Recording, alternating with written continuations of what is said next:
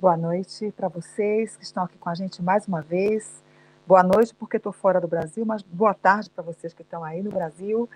E a gente começa o primeiro programa Lawfare Nunca Mais, que é o novo nome do programa Stop Perseguições, que foi criado para denunciar as injustiças executadas em andamento pelo sistema judicial contra pessoas que lutam por políticas públicas, por justiça, por equidade, por solidariedade, por dignidade humana, como eu e você. O programa passou a chamar-se Lawfare Nunca Mais, porque o nome de perseguições jurídicas a pessoas simples e comuns, porque são escolhidas como inimiga, conhecidos internacionalmente, é lawfare.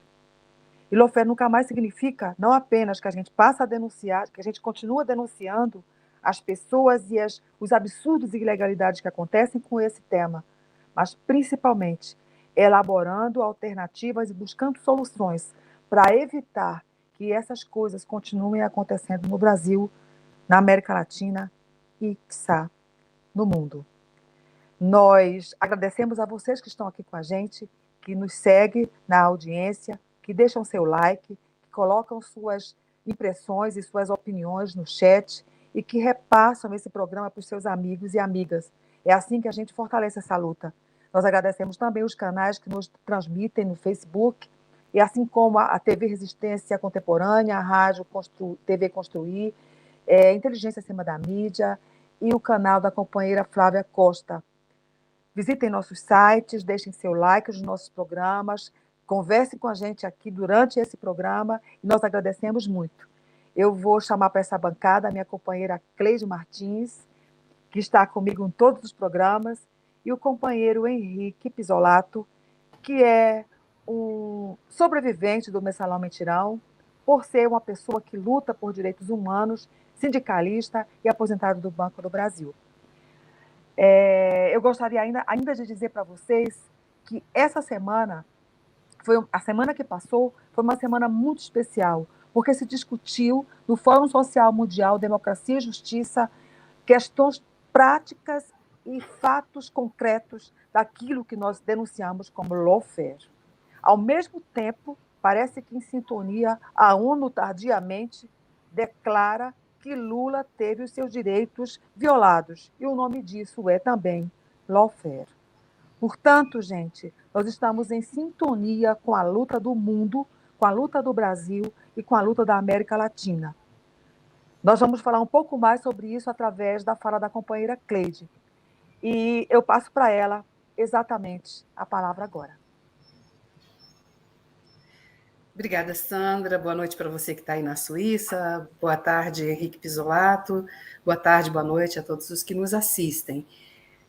Estivemos no Fórum Social Mundial Justiça e Democracia em Porto Alegre com a missão de apresentar o projeto Lawfare Nunca Mais, e hoje nós vamos conversar com uma das pessoas que nos inspirou a criar esse programa. Inicialmente, o programa tem por objetivo apresentar casos emblemáticos, denunciar a perseguição de pessoas, e lá nós apresentamos os casos do Henrique Pisolato, do Elias Rassi, da Márcia Lucena e do Sabanai. Além de apresentar esses casos, nós falamos de um outro objetivo muito importante que temos que construir com todos aqueles que queiram colaborar conosco, que é o de tipificar o lawfare como crime. Pretendemos elaborar um anteprojeto de lei para que nunca mais aconteça. Estamos seguindo o mandamento do Papa, detectar e neutralizar o lawfare. Foi uma ocasião muito importante em que tivemos a oportunidade não só de integrar uma mesa e apresentar isso como uma proposta para as organizações que integraram aquele Fórum Social Mundial, que se somem a nós para fazer esse movimento crescer. A proposta de trabalhar o anteprojeto de lei que tipifique como crime o lawfare, trabalhar pela anistia para os atingidos, trabalhar fortemente para detectar e neutralizar o lawfare no Brasil e, quiçá, no mundo, já que o Fórum Social é mundial e a gente tem companheiros, né, em outros países que já se integram a nós, a exemplo das pessoas da Serpage, que denunciam também casos de lawfare nos seus países, né? Eu agora, sem mais delongas, quero trazer para a tela aquela pessoa que eu disse que nos inspira, a mim me inspirou muito, que é o professor Osmar Pires Martins, da Universidade Federal de Goiás. Foi assistindo a uma apresentação que o deputado Rubens Ottoni fez, da qual ele participou, que nós conhecemos o caso do Elias Rassi. Embora o próprio Osmar também seja um atingido, a mim ele me chamou muito a atenção pelo fato de ter, na luta para se livrar da injustiça da qual foi acometido, né, no exercício da função social que desenvolvia como secretário de Meio Ambiente, fez uma graduação em Direito, fez mestrado, doutorado, pós-doutorado, e quando eu agora faço uma revisão de literatura acerca do tema lawfare, eu o encontro como uma grande referência, por exemplo, citado inúmeras vezes nesse livro, Lawfare, Calvário da Democracia Brasileira. Então, ele se tornou referência para muitas outras pessoas que estão ajudando a desenvolver o conceito. E a gente espera aproveitar a presença dele aqui hoje para que ele nos ajude a elaborar esse anteprojeto de lei que a gente espera que seja construído a muitas mãos e que ele realmente seja útil para neutralizar o lawfare. Então, bem-vindo, Osmar Pires Martins Júnior, pós-doutor, pesquisador interdisciplinar em Direito Humano no programa de pós-graduação da UFG, tem muitas letrinhas no nome do programa, eu só vou falar que é de direito, programa de pós-graduação em Direitos Humanos da UFG, organizador do livro Lawfare em Debate, e ele também escreveu um livro sobre o lawfare em inglês, que é An Elite Weapon for Democracy Destruction. Então, Osmar, você foi um dos atingidos pelo lawfare aí em Goiás. No entanto, hoje é reconhecido como um teórico, com valiosa contribuição para o desenvolvimento do conhecimento acerca do tema na universidade. Conte-nos como se deu essa transição, como você saiu de um inimigo do sistema para a carreira acadêmica. E depois o Pisolato vai comentar. Bem-vindo, Osmar. Boa tarde a todos. Eu quero primeiro agradecer esse convite, dizer que fico muito satisfeito em participar de eventos como esse e receber da sua parte, Cleide, palavras assim tão estimulantes, né, que mostram que, apesar de toda dificuldade, é sempre bom transformar o limão em limonada, né? Eu penso exatamente imaginando que na Desculpa, condição... Osmar, ou em limoncello, depois você fala com o Henrique sobre isso. Além de transformar em limonada em limoncello. Desculpa. Então, é sempre bom você verificar na sociedade a atuação de pessoas como o Henrique Pisolato, que foi uma daquelas que me estimulou, porque eu acompanhei o julgamento do Mensalão, assim, tintim por tintim, tem tudo anotado, e logo de pronto eu falei, gente, que coisa ridícula. Quer dizer, eu estava ali começando o curso de Direito, que foi... aliás, foi antes de eu começar o curso de Direito, mas é o que me estimulou. Então, eu falei, olha, tá errado isso. Tem coisa aí que merece ser estudada. Aí, ao concluir o curso de Direito e tendo exercido a função de assessor jurídico no escritório de advocacia dos meus irmãos, e depois eu ingressei no pós-doutorado da UFG, na condição de pesquisador, e agora já estando preparado o terceiro livro lá pela universidade. Nessa condição de pesquisador, eu pude verificar que é possível contribuir de forma diferenciada, no sentido de fornecer elementos que caracterizem o lawfare como uma categoria analítica. Ao fazer isso, você generaliza, permite adequar um quadro geral para situações particulares e possibilita testar a validade daquela categoria para a formulação de contra-estratégia. Então, por isso que eu me alegrei muito com a iniciativa, Cleide, de um projeto de lei que possa tipificar o lawfare. Eu considero assim muito acertado, porque há tipos possíveis que permitem fazer uma tipificação geral aplicável a casos particulares que estarão se enquadrando dentro daquelas formulações gerais. Então, é a subsunção da norma ao aspecto fático. Isso é perfeitamente possível. Por tudo que já aconteceu até agora, os julgamentos do STF e nos vários tribunais pátrios, não só no STF, você permite enumerar alguns elementos característicos do lawfare que poderão ajudar na elaboração desta lei, criminalizando essa prática antidemocrática, anti-humanista, uma prática espúria, desonesta e que coloca o seu alvo, o réu em geral, pessoas identificadas, claramente identificadas na sociedade, como transformadoras de uma situação que a faz alvo do lawfare.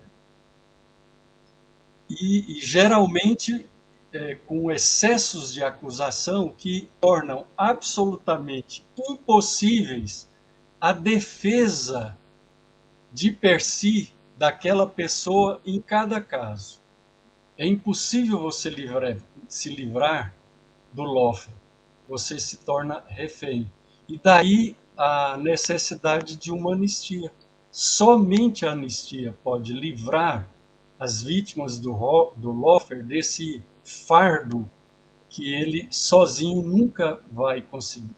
Então, inicialmente, eu queria colocar essas questões, quer dizer, a minha trajetória do particular para o geral, da vítima para o pesquisador, e o entendimento de que o estudo contribui tanto quanto o exemplo do combate em si, que é também muito importante, porque o lawfare não é só uma categoria jurídica, é uma categoria que extrapola o mundo jurídico e, portanto, ele se insere na luta política. Então, todos esses aspectos de luta são válidos, né? Tanto a luta política como a luta jurídica, elas se somam para que a gente possa se livrar de uma anomalia, uma teratologia que passou a vigorar nesse mundo onde a guerra híbrida se transforma em mais uma arma neocolonialista de dominação.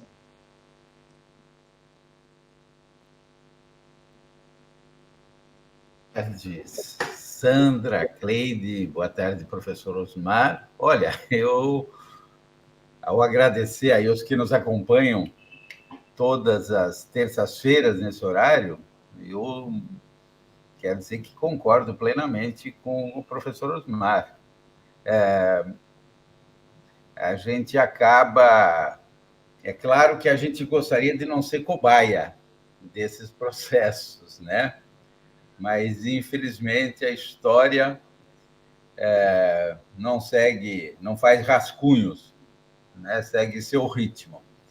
Eu acho que, nesse momento em que a sociedade toma consciência do mau uso dos instrumentos judiciários e do prejuízo e da descrença, e principalmente do mal que fez para o país e para as pessoas, porque tudo isso tem consequência do preço do gás, o preço do combustível, o preço do arroz, do feijão, do aluguel, na aposentadoria.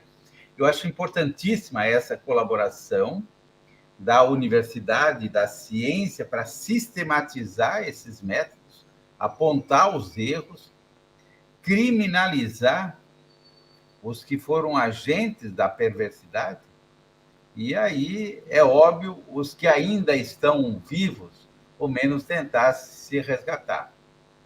Então, acho que o nosso desafio agora é fazer com que essa luta e essa bandeira seja uma bandeira coletiva. Pois é. A bandeira coletiva está se expandindo e quanto mais a gente fala e trabalha aqui, mais a gente tem gente que está se interessando e entrando nessa luta. E aí, Osmar, importantes juristas têm chamado a atenção para a necessidade e a importância de preservar o conteúdo do lawfare, sua definição, o conceito, sem banalizar a ideia.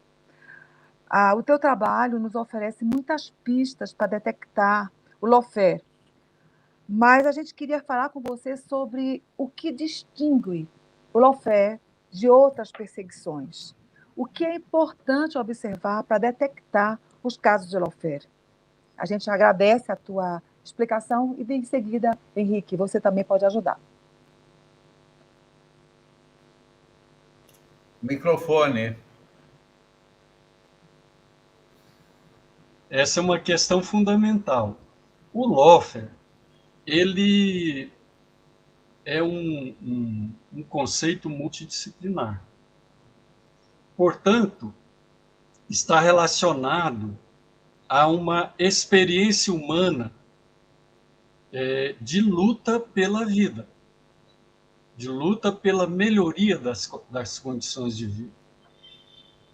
O lawfare nada mais é do que um novo capítulo dessa luta, onde ocorre uma ação do poderoso contra o mais fraco, cuja reação não é o lawfare, é a insurgência.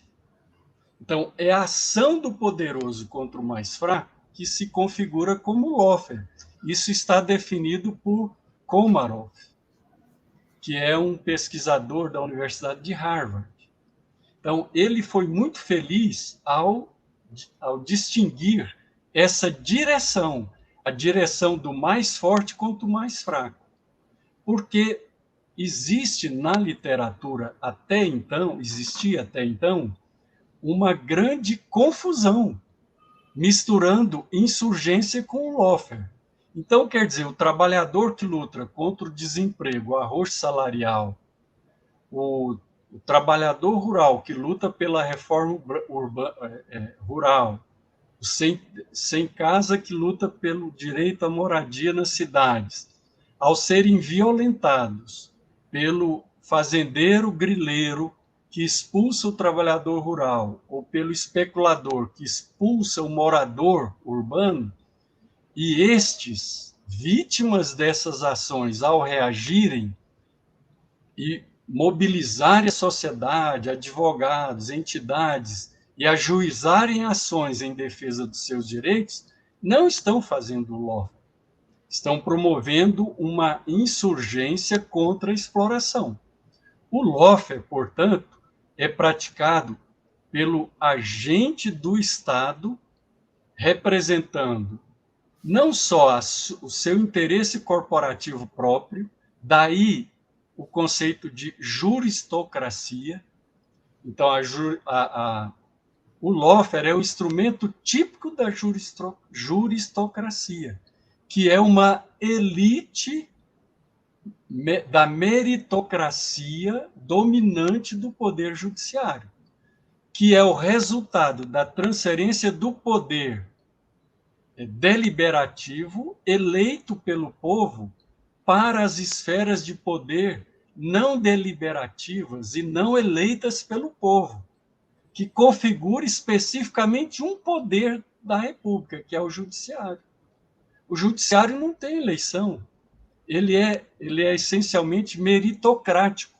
Só que nessa estrutura de classe elitista, privilegiada, quem tem acesso a esse poder? Só os apaniguados. Os filhos de juízes, netos de juízes viram juízes. Os filhos de promotores e netos de promotores viram promotores.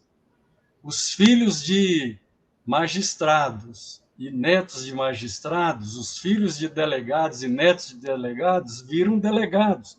Então, o sistema de justiça, ele é constituído por uma classe naturalmente propensa a perseguir o mais fraco, porque ele incorpora a voz, a concepção, o modo de vida do poderoso. Ele vive na esfera do poderoso, às custas da exploração do campo de vida dos explorados. Portanto, lawfare e juristocracia tem tudo a ver. Agora, tudo o que se faz no poder judiciário em prejuízo das amplas maiorias desfavorecidas, nem sempre é lawfare. Podem ser uma das suas categorias associadas ou correlatas. Né? Pode ser desde um julgamento errado que faz a subsunção equivocada do fato à norma, que é o erro de julgamento, ou um erro de procedimento que desconsidera uma prova, anula uma prova irregularmente, não aceita a defesa do acusado, recusa um pedido de perícia, como foi vítima tantas vezes o Henrique Pisolato nas suas ações. Quer dizer, essas manifestações particulares de anomalias judiciais, por si só, não configuram o lawfare. Estão associadas ao lawfare. Né? Então, afinal, o que é o lawfare? Bom, então o lawfare ele é uma guerra jurídica, que é um neologismo resultante da contração de duas palavras inglesas, lei, law, e guerra, warfare. Então, guerra jurídica. Né? É uma contração, um neologismo resultante da contração de duas palavras estrangeiras. Né? Então, essa guerra jurídica, ela possui características, dimensões, elementos, táticas e técnicas próprias do termo lawfare. Então, o lawfare, como uma variação da guerra híbrida, ela é a expressão não armada de uma ciência a mais antiga do homem, que é a ciência militar. E a ciência militar, ela possui conceitos, definições, elementos fundamentais para a compreensão da guerra jurídica. Então, a guerra jurídica é a guerra militar em período de paz que se trava no mundo judicial. E aplica os conceitos da ciência militar, resumidamente, nos seguintes elementos. Primeiro, a sua prática como instrumento de dominação do mais forte contra o mais fraco. Então, o lawfare é executado pelos agentes do aparelho de Estado contra o mais fraco, que representa alguma ideia de libertação, de democratização, ou que nada contra a corrente da hora. Por exemplo, aqui no Brasil, todos aqueles que estavam adeptos ou aliados de um governo de democracia popular foram arrolados no polo passivo da Lava Jato, que é o QG do lawfare no Brasil. Né? Então, sim, você precisa situar essa direção do movimento do lawfare como uma ação do agente estatal poderoso do Estado, representando a elite dominante, ou a própria corporação juristocrata, mas sempre associada aos interesses mais fortes da sociedade contra o mais fraco. E, para isso, o Loeffler lança mão da sua estratégia tridimensional. Então, no que consiste esse tripé tridimensional do Loeffler? Consiste na sua primeira dimensão, a geografia. A geografia é a dimensão que permite visualizar na guerra jurídica o foro, onde se dá o combate na esfera judicial. No meio militar, você tem sempre a estratégia geográfica do invasor que vai invadir um território, né? Então, é claro que você, ao promover uma invasão militar, estará ocupando um território. E ali, naquele território, vai se dar a conflagração armada. Agora, e na guerra jurídica? A conflagração judicial vai se dar numa jurisdição de julgamento que não segue as regras gerais da hierarquia. Não segue.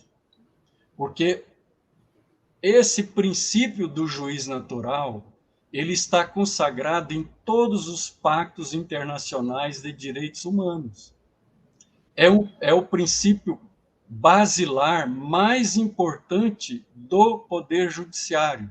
É aquele que garante um processo justo e um juiz imparcial.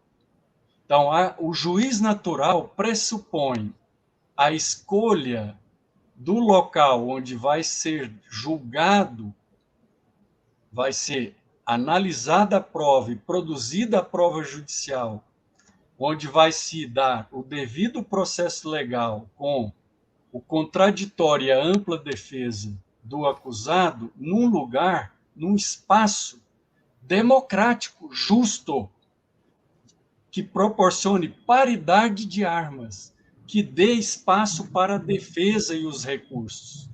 Então, quando você tem um espaço antidemocrático,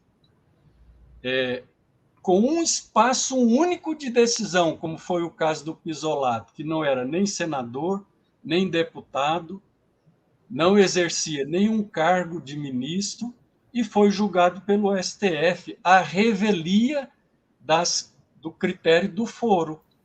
Quer dizer, só vai para o STF a prerrogativa de foro, aquele que tem um cargo correspondente à esfera federal, que não era o caso do Pisolato. Ele foi julgado numa instância única que não lhe dava possibilidade de defesa. Ele estava recorrendo aos mesmos que o condenaram, de forma unânime, absurdamente. Então, ele não teve chance de defesa. Então, foi violado, por causa dessa primeira dimensão geográfica, o princípio mais caro da justiça, que é o direito de defesa. É o direito ao contraditório, ao devido processo legal. Então, veja que, olha aí, só por esse primeiro aspecto, você já pode enquadrar o caso Henrique Pisolato como um Loeffler, né? Como um Loeffler. Mas não para por aí. Você tem as outras dimensões, eu disse que são 3, né? Então, a primeira, geográfica, a segunda, o armamento. Quando se invade um território, o invasor vai munido de armas letais que dizimam a população invadida, que tem o objetivo de submetê-la ou, quiçá, até um genocídio, extirpar aquela população para se apropriar do território e das suas riquezas. Como nós vimos na Segunda Guerra Mundial, esse fenômeno absurdo na Operação Barba Roxa, né? Que tinha esse objetivo. O espaço vital era considerado por Hitler como o espaço que seria naturalmente, por meio das armas, apropriado mediante extermínio da população invadida. Né? No meio jurídico, nós vemos quase isso.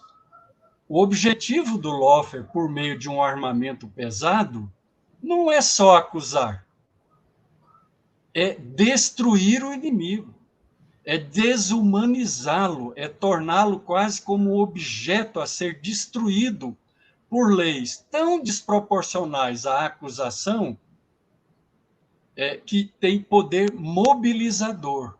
Né? Então, essas leis, elas são muitas vezes enquadradas no índex do Departamento de Justiça americano, colocando o Brasil como espaço privilegiado na indexação dessas leis com pesado armamento. Né? O próprio Departamento de Justiça norte-americano tem a Lei de Punição da Corrupção no Exterior, que permite acusar pessoas físicas e jurídicas no exterior, dentro do território americano. Então, os Estados Unidos requerem a extradição, como nós estamos vendo agora com Assange, requer a extradição do acusado pelo Departamento de Estado norte-americano para que ele seja levado aos Estados Unidos e lá, diante das suas leis, do seu jurado, do seu juiz, do seu acusador, do seu investigador, o acusado, sem nenhuma chance de defesa, responda às acusações de traição aos Estados Unidos. Né? Assim nós vimos com a executiva da China, que permaneceu durante 3 anos presa no Canadá, e só depois de muita reação internacional, ela foi devolvida de volta ao seu país natural, a China, porque ela promoveu uma empresa a desenvolver uma tecnologia, a 5G, que não tem concorrência no mundo. Né? E os Estados Unidos usaram o absurdo argumento de que aquela tecnologia seria roubada dos Estados Unidos e, portanto, teria cometido um crime contra os interesses dos Estados Unidos. Só que tudo isso na visão do acusador. Por que nós podemos afirmar que é errada essa visão? Porque os Estados Unidos não tiveram sequer a coragem de apresentar essa acusação no foro adequado, que é o espaço multilateral da ONU. Lá é que essas questões são julgadas, né? Porque lá ele não teria a menor chance de ver prosperar o seu argumento acusatório. Né? Então, ele o fez dentro do seu território próprio, onde ele não daria a menor chance ao contraditório, ao devido processo legal do acusado, fazendo valer a sua própria vontade. Bom, eu falei muito de fora, mas e aqui dentro? É a mesma coisa. O que aconteceu lá em Curitiba? Né? Era o espaço onde esse armamento pesado, quer dizer, um espaço geográfico onde um armamento pesado de improbidade administrativa e de leis anticorrupção foi disparado contra alvos absolutamente despreparados para a sua defesa. Né? Então, a acusação de corrupção e de improbidade administrativa possui tipificações tão amplas, então daí vai um outro elemento suficiente para formular uma lei de criminalização do lawfare. As tipificações são sempre abertas. Elas não são adequadas. Elas permitem serem aplicadas ao alvedrio do acusador e do julgador. Então, nós vimos isso agora com a ação de improbidade administrativa.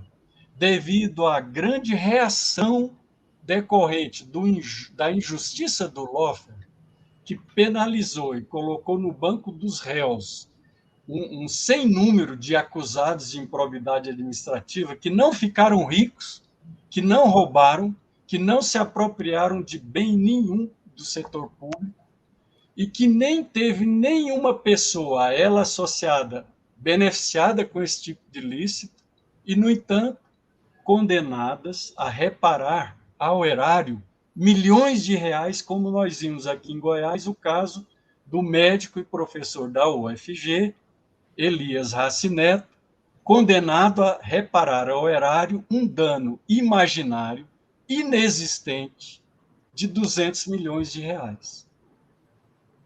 Então, esse tipo aberto das leis é que dão a esse armamento uma alta letalidade. Você alveja o inimigo sem lhe dar a menor chance de defesa. É como um exército que invade uma vila e mata velhos, crianças, grávidas, assim, sem nenhuma chance de defesa. É o que acontece no Loeffler. Os réus são crianças, jovens, grávidas, velhos, submetidos à artilharia pesada, sem a menor chance de defesa. E, por mais incrível que pareça, esse armamento pesado do Loeffler foi criado durante as gestões do governo do PT e da esquerda. Porque a esquerda, ela defende a moralização do poder público. A esquerda e o movimento democrático não é a favor da corrupção. E durante décadas, uma década ou mais, a Estratégia Nacional de Combate à Lavagem de Dinheiro reuniu agentes estatais do sistema de justiça, foram 70 instituições que discutiram livre e democraticamente todas as propostas de combate à lavagem de dinheiro e à corrupção no Brasil, e essas propostas se transformaram em diretrizes, em leis no governo de Lula e da Dilma. Foi aí que nasceu a lei anticorrupção, a lei de lavagem de dinheiro, a lei da organização criminosa, da ficha limpa e as dezenas de protocolos bilaterais e multilaterais assinados pelo Ministério das Relações Exteriores, portanto, pelo Brasil, com os diversos países dentro da Convenção da ONU sobre combate à lavagem e à corrupção de dinheiro. Então, essas medidas permitiram integrar um banco de dados da Receita Federal, do Ministério Público Federal, do Banco Central, de maneira que toda a movimentação de dinheiro, e é assim, todos nós sabemos hoje, acima de R$5.000, passa por um filtro, na época do Lula e da Dilma, e caía numa malha fina de rastreamento para verificar a licitude daquele dinheiro e o seu destino, se ele estava sendo, se ele fosse de origem lícita, fruto da corrupção, do contrabando e de outros ilícitos, e enviados para fora como lavagem do dinheiro sujo, retornando depois limpinho para a satisfação dos corruptos no Brasil. Então, esse armamento foi utilizado contra os corruptos? Não. Contra aqueles que promoveram o ENCLA e as medidas anticorrupção, permitindo aprimorar institucionalmente as instituições de combate à corrupção no Brasil. Então, olha, esse segundo armamento é muito interessante e cabe ser estudado a fundo, porque desse estudo não podemos concluir erradamente. Não, então vamos revogar a lei anticorrupção, vamos revogar a legislação. Não. Vamos aprimorar os tipos penais para que eles não sejam abertos, assim como foi feito agora com a lei de improbidade administrativa. Então, vou dar esse exemplo para concluir essa dimensão, que eu creio que eu estou me estendendo muito. Então, a improbidade administrativa, na nova lei, foi resultado de uma ampla reação democrática e popular aos abusos praticados, porque a Lava Jato aplicou tipos abertos de penalização da improbidade. O que fez a nova lei? Excluiu da tipificação o artigo 9, que era o tipo aberto. Quer dizer, todos aqueles princípios gerais da administração pública, todos nós sabemos, por exemplo, são esses princípios: a improbidade, a legalidade, a publicidade, a impessoalidade, etc. Esses princípios, que no artigo 9 permitiam tipificar o acusado como ímprobo e, portanto, sujeito a todas as penas de improbidade, como reparação do dano ao erário, no valor correspondente ao que foi praticado como ilegal, perda dos direitos políticos, perda do cargo, multas pesadíssimas. Quer dizer, excluiu esse artigo da improbidade. Então, e obrigou a promulgação de uma sentença típica. Então, o que é uma sentença típica na ação de improbidade? É aquela sentença que caracteriza o tipo de acordo com a nova lei. E qual é o tipo? O tipo é baseado no verbo, roubar, enriquecer ilicitamente. Então, roubou, então, roubar. Roubou, apropriou, desviou, ficou rico ilicitamente, então, enriquecer, enriqueceu ilicitamente, às custas de um prejuízo correspondentemente dado ao erário naquele valor da acusação e provado nos autos. Então, se fez esses tipos, só aí é possível admitir uma ação de improbidade. E o juiz só pode proferir uma sentença típica, caracterizando esses verbos devidamente provados na ação. Né? Então, veja o Henrique Pizzolatto. Qual é o tipo que ele praticou? Ele administrou no Banco do Brasil, como gerente de marketing, projetos de marketing que divulgaram o Brasil nas Olimpíadas ou em eventos culturais. Que tipo penal é esse? Tipos imaginários, né? São tipos imaginários. Osmar, você falta falar de uma dimensão. Pois é. O terceiro é fundamental, eu vou falar rápido, porque todos conhecem. Não, eu inclusive é a imprensa. Quero agregar até um elemento de uma coisa que me chamou a atenção lá no Fórum Social, do que a Larissa Ramina estava dizendo a esse respeito, de externalidades, né? E ela nos chama a atenção que a gente ainda vai ter que evoluir um pouquinho mais com o conceito. Eu sei que a gente já trabalhou bastante bem, inclusive essa analogia que se faz com a estratégia, com as 3 dimensões, né? Ela é muito importante para ajudar a gente a compreender. Mas no conceito está faltando a questão do midiático, que é o que vai contemplar essa terceira dimensão que você está falando aí, né? Que lawfare é guerra, uso do direito para promover uma guerra jurídico-midiática. Então, conta para nós como que você percebe essa dimensão das externalidades e como que ela tem operado no lawfare aqui no Brasil. Não só no Brasil, no mundo, né? Porque o lawfare é mundial. Se você tem uma acusação que é protocolada num lugar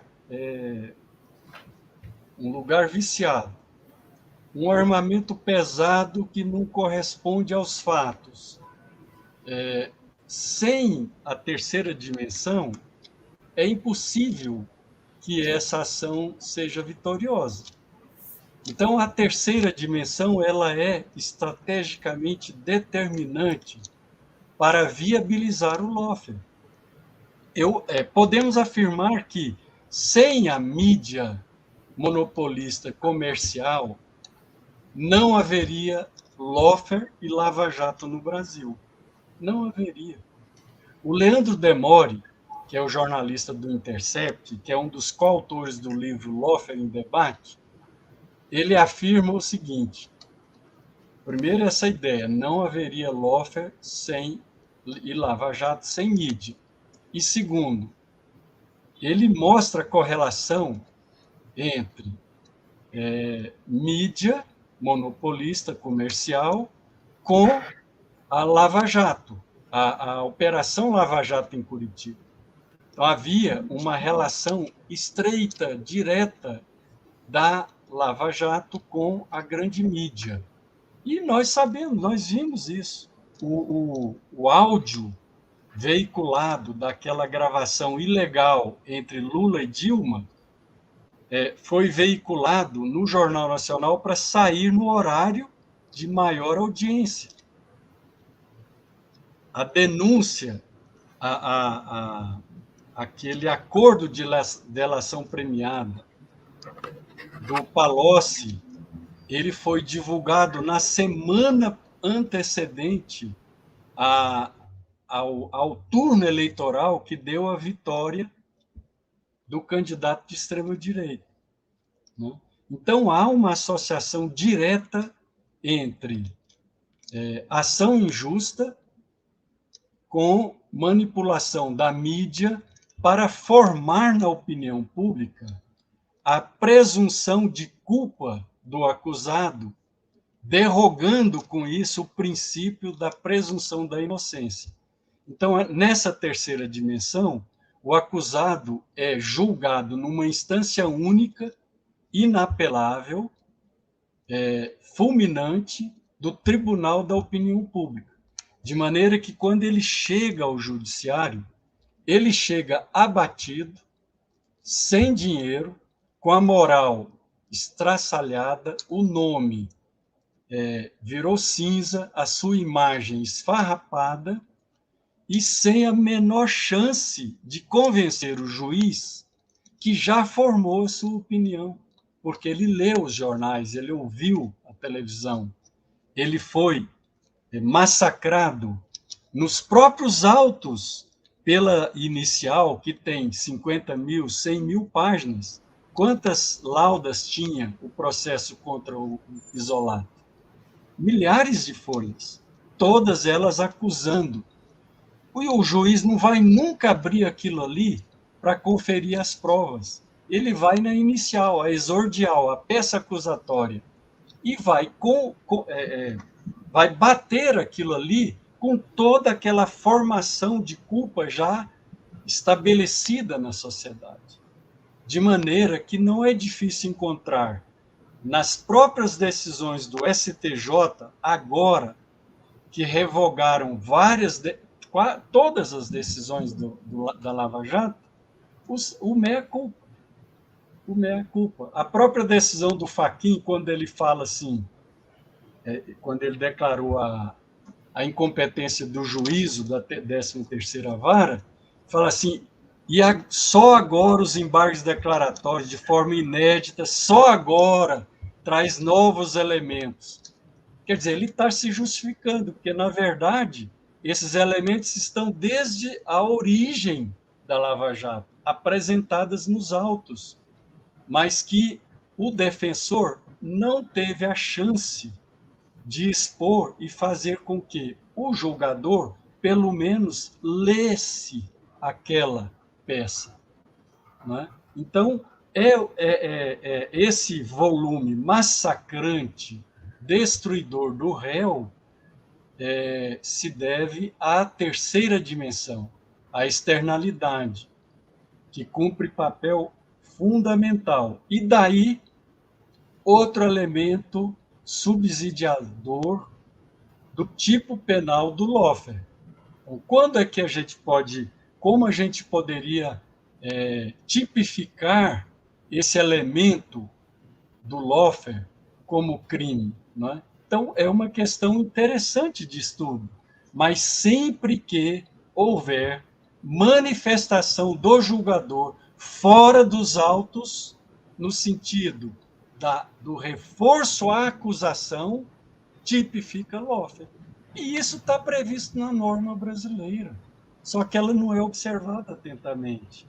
Então, quando você guindar isso a um tipo criminal mais contundente, como o lawfare, sem inovar, não estamos inventando em nada, né? Porque isso já é proibido, não pode. E, no entanto, os julgadores fazem e continuam fazendo sem responder por isso. Então, ao tipificar o crime do lawfare, com penalização ao seu praticante, aí sim nós daremos efetividade a essas normas que proíbem a externalidade no julgamento dos processos judiciais. Osmar, olha, eu quando assisti você lá naquela live, né, que era também uma semana de direitos humanos que o Rubens Soltani estava organizando, todos nós aqui ficamos muito impressionados com a forma didática como você apresenta o tema, inclusive quando começamos a conceber o projeto Lawfare Nunca Mais, e que tínhamos que definir critérios para escolher os casos emblemáticos, nós usamos o seu parecer, acho que é capítulo 47 do livro, né? Porque realmente é uma direção muito boa. Agora, como o tema é complexo, apesar de muitas das pessoas que estavam comentando aqui nos chamaram a atenção dizendo que estava profundo demais, que era um tema simples, não precisava complicar tanto, não é, gente? Olha só, essa questão dessa guerra, né? Começa que não é fácil, que é guerra de verdade. Quando tem um canhão que dá um tiro ou se joga uma bomba, todo mundo percebe quem é que é o agressor, quem está sendo agredido, quais as consequências.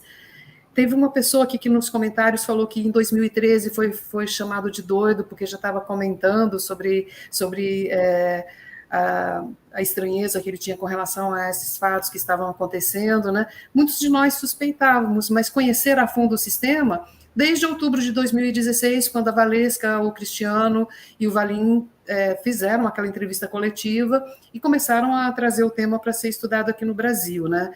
Então, o que nós pretendíamos aqui hoje, de certa forma, você já colaborou conosco, dando alguns indicadores sobre temas que devem integrar o anteprojeto de lei, mas você trabalhou muito mais a caracterização do fenômeno em si. Eu acho que a gente vai precisar convocar você para voltar aqui de novo. O meu prazo para entregar o anteprojeto é 31 de maio. Eu não sei se no dia 17 ou 24, talvez você pudesse voltar, ou a gente combinar uma outra forma para conversar a respeito desses aspectos que precisam ser abordados, né? Você fala aqui sobre a questão de comentar fora dos autos, né? O próprio Komarov fala que fazer o que o Dallagnol fez com aquele PowerPoint em outro país qualquer já o levaria à cadeia imediatamente, ele sairia daquela coletiva preso. Aqui no Brasil a pessoa está candidata a deputado. A gente precisa resolver isso de uma forma mais segura no âmbito do legislativo, e a gente vai querer contar com a sua colaboração. Mas hoje a gente tem que sair, o Pisolato e eu iremos conversar com as pessoas, né, não é a CNBB não, eles são vinculados à Igreja Católica, e será às 18 horas. Você pode voltar, então, para conversar com a gente mais detalhadamente sobre esse projeto de lei, ou a gente combinar uma outra forma? Estou à disposição, Cleide, e peço desculpa por estender no tema. Eu achei importante. Então, muito obrigado. E desculpa aí, Pisolato, tomei seu tempo. Não, o tempo era seu, você que é o convidado. Estou aprendendo. Estou aprendendo. Não, olha só, a primeira parte do trabalho é a fundamentação mesmo, né? Ninguém vai apresentar um anteprojeto sem ter uma fundamentação. E todas essas coisas que você falou aqui, a gente tem gravado, teve gente que disse que é para repetir, eu não vou nem poder dizer todas as coisas que comentaram aqui. Eu vou encerrar agradecendo muitíssimo a você por sua disponibilidade em compartilhar conosco todo esse conhecimento, esse acúmulo que não é pouca coisa, é uma contribuição importantíssima para a teoria do lawfare aqui no Brasil.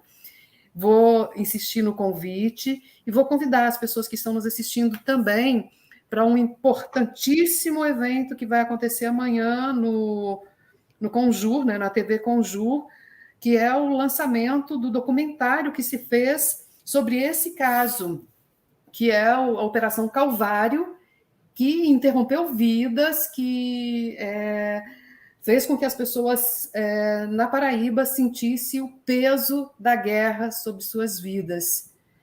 Essas pessoas, elas estão com suas vidas interrompidas. A Márcia Lucena está aqui conosco, a Renata Martins está aqui conosco também, a Amanda, o Ricardo Coutinho, eu não sei citar, e também nem tenho tempo para citar os 40 nomes aqui, mas eles têm um documentário que será exibido amanhã às 19h30. Eu queria convidar todos os que estão nos assistindo para participar do lançamento desse documentário, para prestigiar o lançamento desse documentário e compartilhar, divulgar o convite para outras pessoas. Bom, é isso.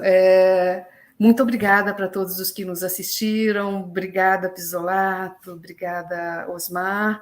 A gente vai sair aqui agora e vai combinar depois quando é que você volta, porque a gente, por enquanto, o que a gente está pensando com relação à questão da tipificação do lawfare como um crime no Brasil atende a essas preocupações que você colocou, mas o verbo seria outro e também não vai ser possível tratar a questão da mídia aqui dentro. São muitas coisas a serem pensadas, né? Você falou, por exemplo, a respeito da legislação que foi internalizada no Brasil a mando dos Estados Unidos, que foram essas da organização criminosa, lavagem de direito e tal. Há alguns juristas, inclusive aqui na RIC, que defendem que nós devamos eliminar essas leis do nosso ordenamento jurídico, porque essas pessoas da Calvário estão todas, essa lei foi feita para pegar as pessoas como nós, que estão relacionadas a políticas sociais, né, no Brasil e no mundo. Essas leis foram implementadas aqui e em outros países. Eu estou vendo aqui as pessoas da TV Aeroespacial, eu queria até cumprimentá-los, porque ontem fizeram uma entrevista com a Maria Esther do Paraguai, Sindicato Aeroespacial TV. Obrigada por virem aqui nos assistir, eu assisti vocês ontem. A Maria Esther, no Paraguai, ela foi condenada a 10 anos porque estava organizando os campesinos. E isso é possível, essa perseguição nos países tem sido possível, de um lado, por uma legislação que se internalizou aqui com o objetivo de perseguir pessoas, de outro, pela carência de uma legislação que tipifique como crime. Eu espero que todos os que estão nos assistindo somem-se a nós nesse projeto Lawfare Nunca Mais. Quero contar com você e muito obrigada a todos. Até a próxima terça-feira que vem.